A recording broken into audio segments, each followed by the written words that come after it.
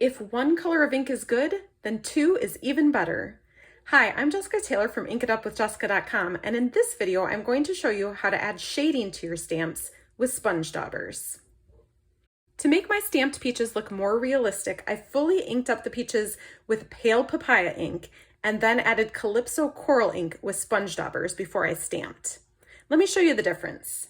These peaches I stamped just in pale papaya. These peaches were stamped just with Calypso coral. And these stamps were inked up with pale papaya, and then the Calypso coral was added on with sponge daubers. Can you see what big difference that makes? It makes your peaches look so much more realistic. So let me show you how. This is the 3 peach stamp from Stampin' Up's Sweet as a Peach stamp set. I'm gonna start by fully inking up these peaches with pale papaya ink. Next, I'll take my Calypso coral ink pad, add a sponge dauber to the end of my finger, add some ink to it, and then I'm just gonna dab it on my stamp. So I usually go around the edges because I wanna add shading.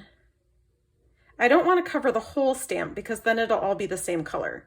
Instead, I just want to do pieces of the stamp images to add the shading. So you can come back and add more in certain places if you want to. And then once it's all inked up, you can line it up with your stems and then go ahead and stamp it. The color is going to change just a little bit as my ink dries, but you can see that the peaches have more dimension and they just look more realistic. Here's that same technique on a single peach. You can also add a little wink of Stella on your peaches to just give them a little bit of shimmer and shine. That makes them even more fun.